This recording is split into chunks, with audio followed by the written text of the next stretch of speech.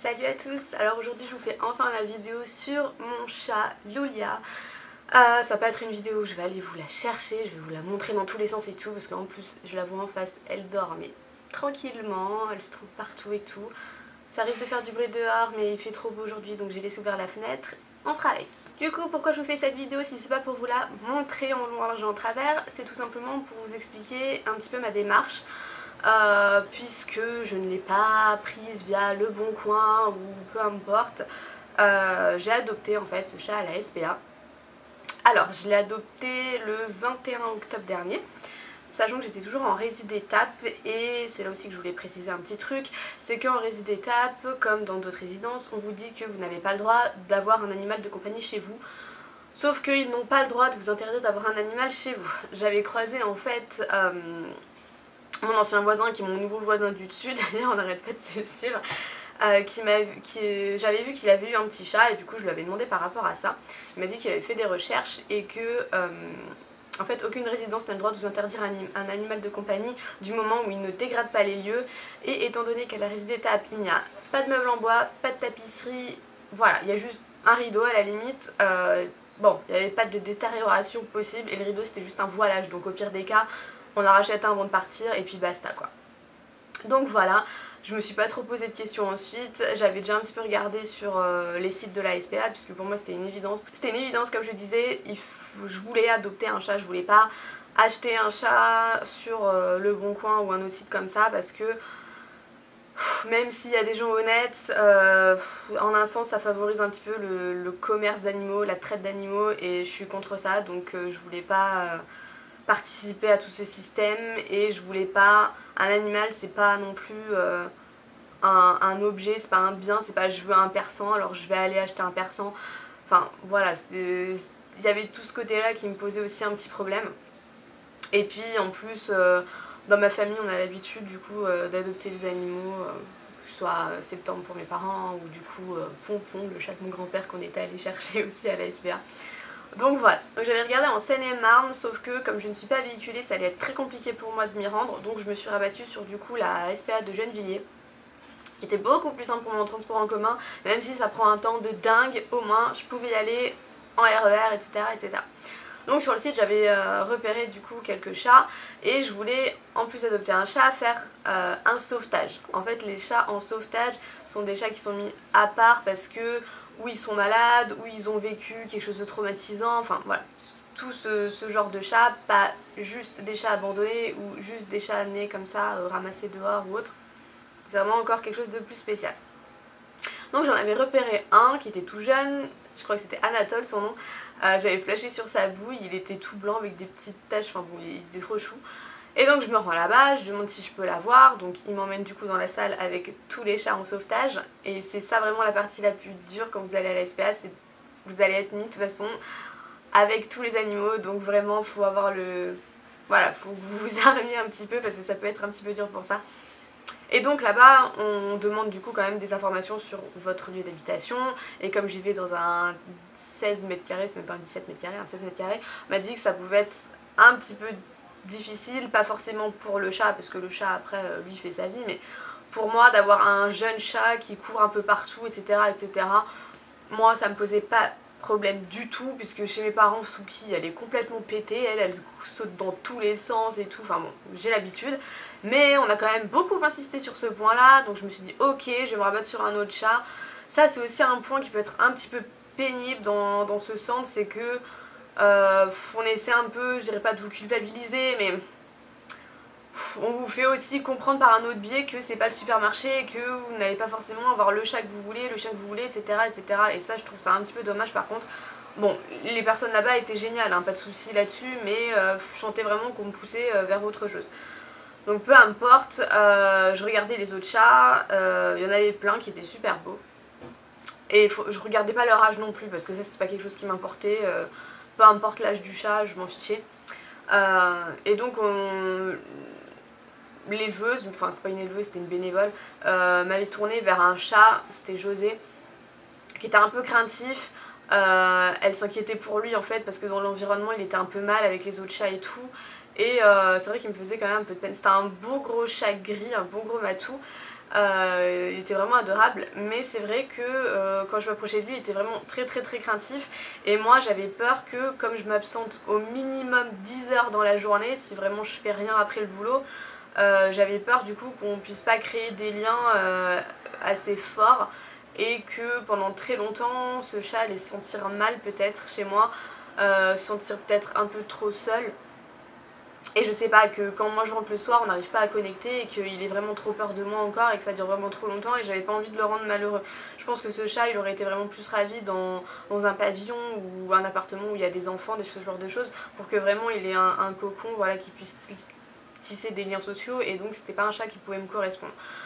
Donc je continue à faire le tour, il y en avait qui étaient plus ou moins agressifs, puis je vois après ce truc là, je la vois en face là, je la vois qui était par terre à côté du chauffage, voilà, elle bougeait pas, elle était là avec les pattes rangées sous elle et tout.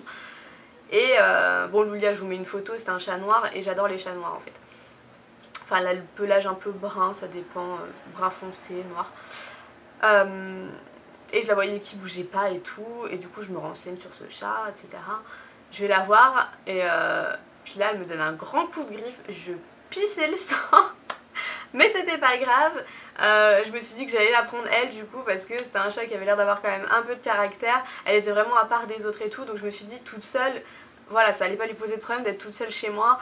Et je sais pas, elle me faisait rire comme ça, être une petite mémère là devant et tout. Donc je l'ai adopté. Alors quand on adopte un chat, normalement je crois de mémoire que c'est 80 €, mais comme c'est un sauvetage, c'est un don libre en fait, on n'est pas obligé de régler. Mais moi comme j'avais déjà prévu tout ça, je savais pas que c'était un don libre, bah j'aurais quand même donné 80 € parce que bon voilà, ça me semblait le minimum à faire. Donc j'étais là avec mon chat sous le bras là dans son gros panier et tout, à retaper 2 heures de transport pour rentrer. Et donc voilà comment je l'ai eu. Donc les premiers jours ça a été quand même un peu difficile pour elle, le temps qu'elle se remette dans son environnement. Elle voulait pas tout de suite dormir sur le lit, enfin bon voilà, donc je la laissais un peu respirer. Et je sais, enfin au début, et c'est pour ça aussi qu'elle m'a griffé, c'est qu'elle aimait pas du tout qu'on lui touche la tête. Et je sais pas si ce chat appartenait déjà à quelqu'un avant ou pas, mais je me demande si c'est pas pour ça, parce que des fois elle a l'impression de, comment dire, de faire des bêtises alors qu'elle en fait pas. Et en fait ce chat là il est atteint du FIV, c'est une sorte de sida en fait de chat. Elle est sur une forme qui est beaucoup moins contagieuse pour les autres, pas trop transmissible et tout, mais il faut quand même qu'elle reste enfermée on va dire, parce que comme c'est une déficience immunitaire, si elle passe du temps dehors, ben elle risque de tomber plus malade et tout. Donc moi j'ouvre juste la fenêtre de temps en temps quand même pour aérer, etc. pour lui faire du bien aussi. Mais heureusement que je suis à l'étage, etc. et qu'elle sort pas, parce que sinon j'allais m'inquiéter trop pour rien. Et donc en fait dans les symptômes, il y a le fait que il y a du pu en fait qui sort de... Enfin elle a des pleurs purulents si vous voulez. Et du coup forcément... dès qu'elle bouge la tête ou des fois elle éternue, ben c'est vrai que ça en projette un peu partout, et donc ça fait des petites taches rouges, mais bon vous nettoyez ça part tout de suite quoi, moi ça me pose pas de problème. Et j'ai l'impression que peut-être si elle a eu des propriétaires avant ou quoi, ça les énerve et qu'ils se fâchent contre elle, alors que bon elle y peut rien quoi, c'est un chat malade, donc c'est un chat malade quoi. Voilà, une phrase qui a un sens de fou. Donc voilà, c'est l'une des choses qu'elle a. En ce moment elle est dans une phase où ouais, ça reprend un petit peu, elle est un peu plus malade, elle pleure un peu plus. Là en ce moment elle s'alimente pas trop parce qu'elle a du mal à digérer, etc. Donc elle mange pas trop pour l'instant et tout.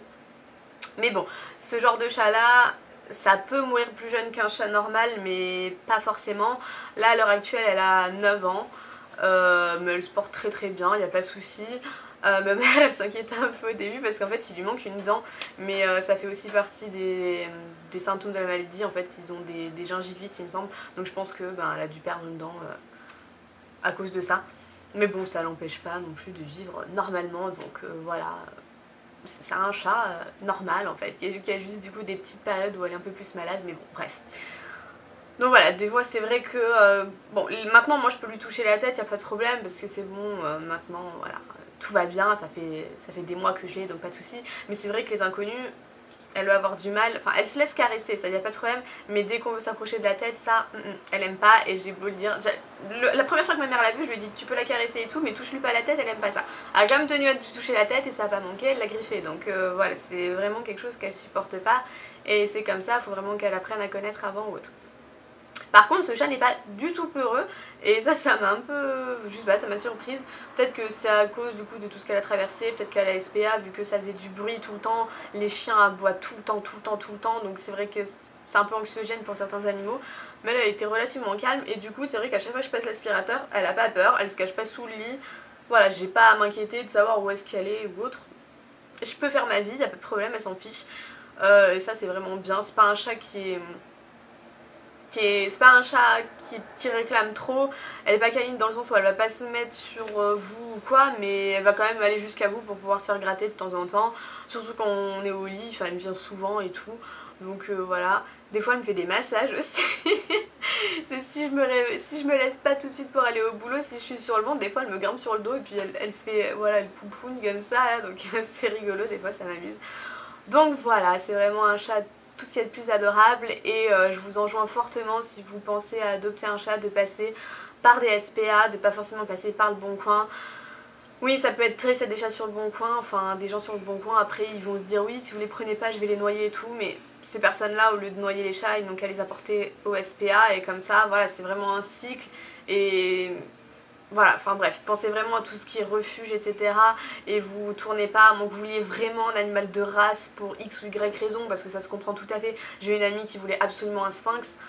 Des sphinx comme ça en SPA, on va pas en trouver, enfin c'est super rare. Mais à la SPA, vous trouvez vraiment tous les chats possibles et inimaginables. Et enfin voilà, je trouve que c'est bien plus fort d'adopter un chat que d'aller le chercher sur le Bon Coin. Et surtout si c'est un chat banal, j'ai envie de dire, tout ce qui est européen ou des types angora ou des types trucs, enfin vraiment pas des races pures. Donc voilà, pensez-y fortement. Moi en tout cas je suis ravie d'avoir Lulia, elle est toute tranquille. Ah oui, parce que vous avez sûrement dû voir que ça s'écrit Julia mais ça se prononce Lulia en fait. Je sais pas pourquoi, il y a une femme qui était apparemment russe, enfin je sais pas, elle était en tout cas originaire des pays de l'Est et elle avait l'air de prononcer ça Lulia naturellement.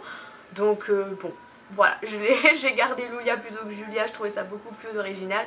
C'est pas du goût de tout le monde, mais moi je trouvais ça chou. Donc voilà, je sais plus trop où j'en étais, si ma fin a un sens ou pas. En tout cas, n'hésitez pas à partager vos propres expériences si vous avez déjà adopté des animaux ou si tout simplement vous avez un animal dans votre vie et si vous avez des petites anecdotes à nous raconter dessus, ça peut être sympa. Voilà, j'espère que cette vidéo vous aura un petit peu plus éclairé sur mon choix, sur le fait d'avoir des animaux en résidence, parce que ça c'est une question qui est aussi beaucoup demandée. Donc j'espère que j'aurai pu répondre à tout ça et je vous retrouve très bientôt pour une prochaine vidéo. Ciao!